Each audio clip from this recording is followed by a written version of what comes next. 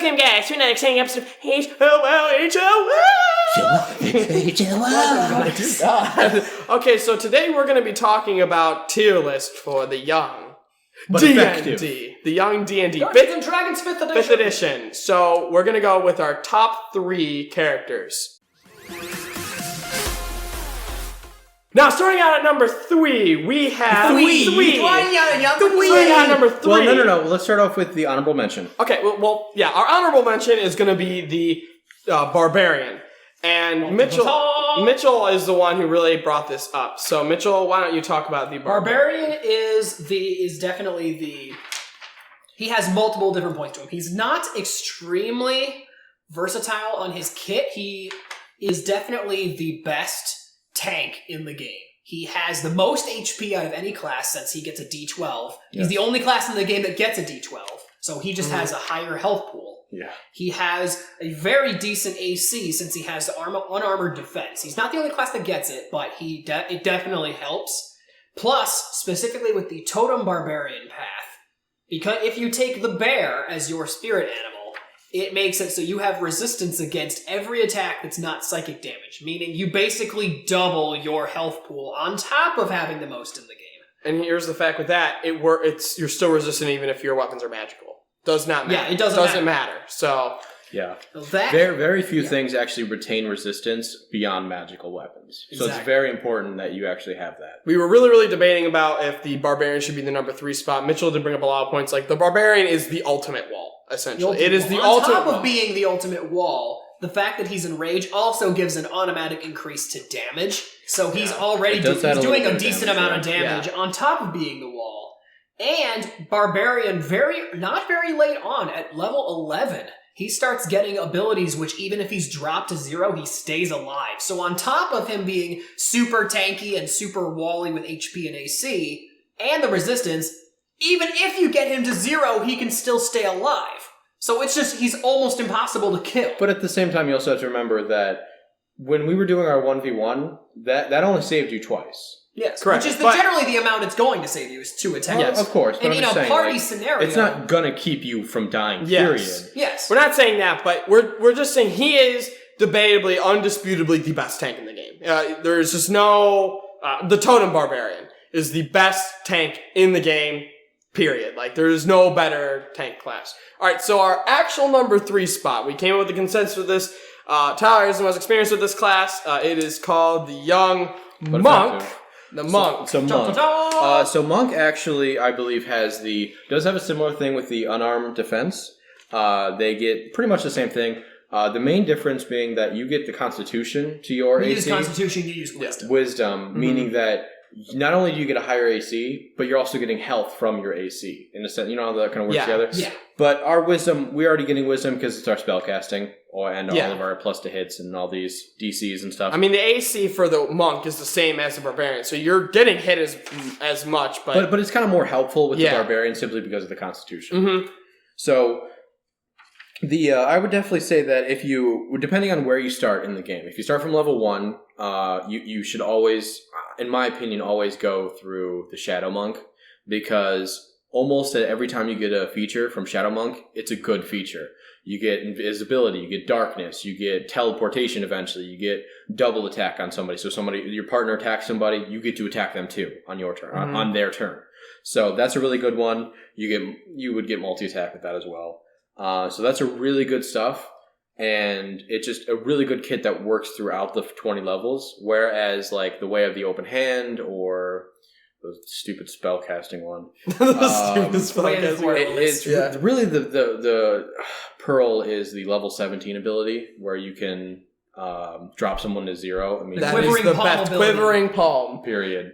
Yeah, that's just the best. There are only 2 or 3 abilities or spells or anything in the entire game, in 5th edition at least, that drops you to 0. It's either save or die. Yeah, is... And Monk has it. And that's one of the reasons why he's the top 3. He gets that at level 17, though. Yeah, so it is a later level. Specifically from the Way of the Open Hand. Specifically from the Way of the Open Hand. And that normally wouldn't give him the number 3 slot. It's just because of the fact that the Way of the Shadow really saves him. Yeah, and you also realize that, I think this is the main reason why we chose the Monk over the Barbarian for the number 3 spot, is the Monk has a lot more versatility. with the class options. You can become Shadow Monk if you want the early game, mid game pressure, or if you want the later game pressure, you can go with the Way of the Open Hand. Correct. Whereas with the Barbarian, you don't get that flexibility. You have to go Totem or Bust. You cannot go... The Frenzy Barbarian the Berserk Barbarian is really bad. And that's why we saved Monk as our number 3 spot. Number 2. Number 2, we have another one of my favorite classes, as you saw in the Evil campaign, is going to be the Sorcerer. And this was actually a heated argument between us as to who got the number 2 slot. Mm-hmm. Very heated. Sorcerer or Wizard, it's a hard call to make. Mm-hmm. You look at Wizard at 17 to 20, and you're like, why would you take Sorcerer? Yeah. It's just, you get so much more in your kit, you get so many more spells, and Wish. Sorcerer first we didn't even know that when we were really doing research. We didn't think Sorcerer even got Wish. The only 2 classes I thought that I played only spellcasters pretty much. I played Wizard, Bard before, and they're the only classes I thought that got Wish. But then when we were looking into it, Sorcerer does get the most powerful spell in the game, Wish. Because, let's just say if you're in a 1v1, you could be like, I wish I won. You win. Yes, balance, right? So, but excluding Wish from the game. So Wizard, at the end of the game, 15 to 20, specifically 17 to 20, they have a huge kit open to them. They have you can take different schools. You can take the damaging school. I can't remember what it's called right now. Evocation. It's the School of Evocation. Evocation. You get a max level fireball, essentially, and you get for free. max rolls on all of them. They get abilities where not only do they add damage to one specific spell, but they can use that spell once per short rest without expending a spell slot. Yeah, so what you can do is you can just go Fireball. And at maximum damage. Yeah, you can do Fireball, max damage, just for free, just cause. But of course, but there are limitations that only once per short rest. No, long rest on the max damage, short rest on the getting to cast the spell. But you also have the versatility with the Wizard at the later levels, just the School of Conjuration. The Conjuration's amazing. And that is really good too, and that kind of goes into the number 1 spot, but we'll get to that later. But that's a really supportive class. You're summoning a lot of monsters and stuff like that to help out your person. And all of those things really affect you. Like I said, I think you get the really cool abilities on Conjuration at 14, and then later Evocation in the game is 17, I believe. Those are really end game stuff. Mm-hmm. And honestly, the Sorcerer is just so good early, mid, and late. Yeah, they're good. He's up. Yeah. So, he has his whole economy with the sorcery points. He gets to buy and sell stuff. He gets the quicken spell, so he can do a cantrip and an actual spell in the same turn, or maybe attack if that's how you want to build him. And the big thing is that he gets twin spell, which means you can double haste your allies like I've been doing. God, you get to shoot any spell that would target a single person. You can make it target one other person as well. Yeah. And haste is one of the best spells in the game. So then you haste them, and then you can throw your fireballs. There's legitimately a meme in D&D 5th ed that once you get haste, your party will never have you. Yeah, your party will never have you do another spell. You can't concentrate on anything else. That is your only concentration. But the sorcerer has access to do haste to 2 people, and that is the only class that can do that. That's crazy amounts. And that is really crazy. And I think Tyler did iterate this, and Mitchell brought up a good point with this as well. That we want to just say, okay, we don't want to say max level characters, let's go, that's the tier list. There's a lot of tier lists that say these are the best max level. We want to do it, we want to be different. We want to say throughout the entire game, what are the best characters? Not only in combat, but out of combat as correct. And we just thought that the sorcerer, he's clever, he's kind of witty, and he is good throughout all stages of the game. Whereas with Wizard, it's a very exponential curve. Once you hit that 15th, 14th level, you skyrocket. But, what's the real chances of getting to that 14th level in a campaign? It took me in one of my campaigns to become a max level Wizard when I was level 1. 1 year. Yeah. A whole year. And for, a lot of casual D&D players, they're not going to want to invest that kind of time, maybe like a couple months. We've been playing for, 3 months now? Yeah. And we're level 8? Yeah. And I'm power leveling. Yeah, that's not even how you're supposed to be playing. Yeah, that's too fast in a lot of people's opinion. I think someone actually mentioned in one of the comments that it was a little fast on the leveling, but he wanted to get us to a good point around 10, and then it balances out after that. But it's just the main thing is that the main reason why the Sorcerer, I think does beat the Wizard is because he is good throughout the entire game, and it's not just, I get a bunch of power at the late game. We want to have a very overall general, you want to have fun throughout the entire game. You want to be OP or whatever, or powerful at all stages of the game. You want to feel relevant, even in the beginning, which unfortunately Wizards... It just isn't. You get one shot. I mean, you have crappy cantrips. Like at least with the Sorcerer, you have decent cantrips. You have a lot of really good cantrips. Yeah. And you can buy more first level spell slots if you choose so. Because you have your Sorcery Swift. So that's why we're gonna have the Sorcerer, if we all agree, is going to be number 2. Now coming at our number 1, the big kahuna, the numero uno, it is Moon Circle Druid. We think Druid's number 1, and the reason why Druid is number 1 is you are relevant, just like Sorcerer and Monk, you are relevant throughout the entire game. And Druid is the best class. I would actually agree. I would say that until you get your Wild Shape. Well, that's level 2. Yeah, I know. But I'm saying, so, I mean... At the very beginning of the game, they're slow until they get Wild Shape. Okay, one level. I know. And you get like 250 EXP. It's like first session you get it. But anyways, yeah, I do agree with that. But once you hit second level, shit gets real. You become like the primary tank until if you have a Barbarian that starts hitting like the later levels. But yeah, because Barbarian doesn't get that resistance until level 3. I mean, he gets a little bit of resistance. He gets a little bit of resistance, but not resistance to everything. With Druid, you are the ultimate jack of all trades. It's not the jack of all trades because you do everything well. Like, you have magic that's really good. You have both offensive and defensive magic, as well as you can control the battlefield. You have Grasping Thorns to have to CC your enemies, which is crowd control, if you guys know that term. You also have healing spells defensively to help your allies, because I remember one time in a campaign he was down, and I'm like, oh yeah, heal. And it's like, what?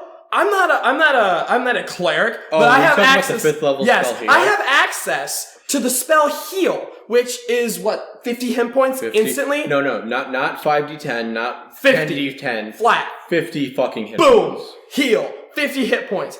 I'm not a cleric. I'm not supposed to have those kind of... What? And if you put that on, and here's the really stupid thing, if you put that on like a Totem Barbarian, that's not 50 hit points, it's pretty much 100 hit points. Almost 100. So, like... Except unless you're doing so first off, you have... Just that one thing is broken. And then, not only that, you have what is one of the most important things with the Moon Circle Drivers is you have your transformations. And your transformations give you temporary hit point. Wild shape. The wild shape, yeah. And...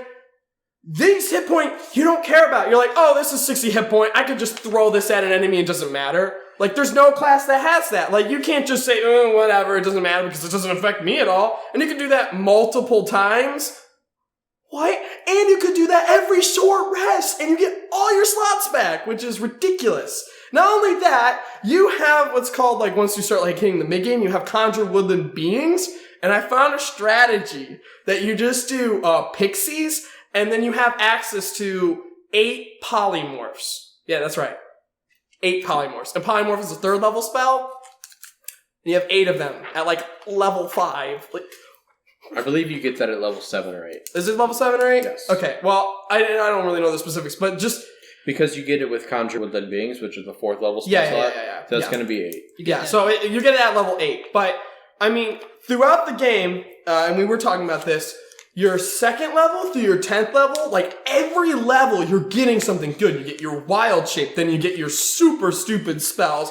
You get a Conjure Woodland Beings, which if any of you guys know in D&D, then go, the more monsters, the better. Like if you have challenge rating level 1/2 creatures and you have 8 of them, that's going to be like a challenge rating level 1 creature. And all those creatures are going to tank hits for you too. Even if they're like 15 hit point, that's 15, then 30, then and 45. Very, very few actual enemies in the game have significant AoE attacks. Exactly. So basically you're guaranteeing that their turn is to destroy 2, maybe 3 of your minions.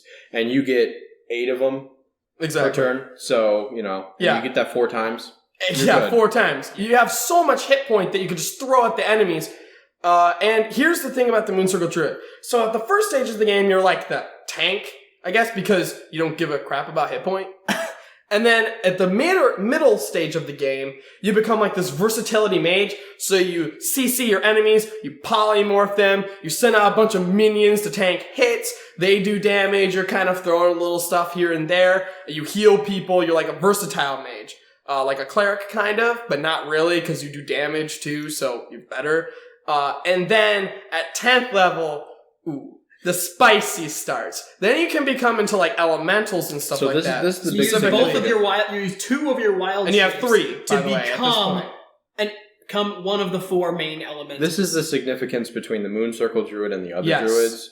But aside from the fact that you get a little bit higher challenge rating, and I think you get another transformation on average at any given time. The main thing is that you can become an elemental. And that's huge at level 10. It's so disgusting, especially if you do fire elementals. You basically stall their turn every single time they hit you. And there's just not a class that can do that at 10th level. We were also it's essentially the Mooncircle Druid. The reason why it's so good is it's good at everything. It can heal, it can tank, it can do damage, all exceptionally well. We don't know any class that can do everything exceptionally well. Now, I'm not saying the Mooncircle Druid can't tank as much as the Barbarian. No. He can't do as much damage as the Sorcerer or Wizard. No. But he does it to a degree that he's just a little bit below them, but not by much. Well, 17 to 20. Oh god, this is where So 17, really you get your 9th level spell. Shape change, don't even bother. Shape change, you're done. Yeah, you can become an ancient white dragon. You are an ancient white dragon. You are the dragon. You become a creature that is the same challenge rating as your level. It's basically polymorph, but nobody else has to be concentrating on it. Yes. So that's just ridiculous. You literally become your shape change, your shapeshift ability. You literally just become an ancient white dragon, and not at 17th level. That's a 20 challenge rating 20. Yeah. But you would be a giant fucking dragon. You can become a challenge rating 17 or higher creature. Yes. Which is what you should be fighting at that level. So you can become the enemy that you're fighting. Exactly. And on top of that, once you hit 18th level, stuff even gets spicier. So once you're in an animal form, you get to cast spells. As an elemental, you can be casting spells. Yeah. And then when you hit 20th level, you get infinite number of wild shapes. Infinite number of wild shapes. Unlimited number of times. That's our top 3. Honorable mention of a barbarian. Number 3 coming in at a solid monk. 2, we have a sorcerer, argued about a wizard, but we're going to go with sorcerer. Number 1, hands down, druid. Mooncircle Druid. Mooncircle Druid specifically, but druid, just in general, is really good. So, hopefully you guys liked the list, liked our opinions. Remember, this is our opinionated video. Thanks for sticking around for the top 3 best D&D 5th edition characters. We'll see you guys in the next episode.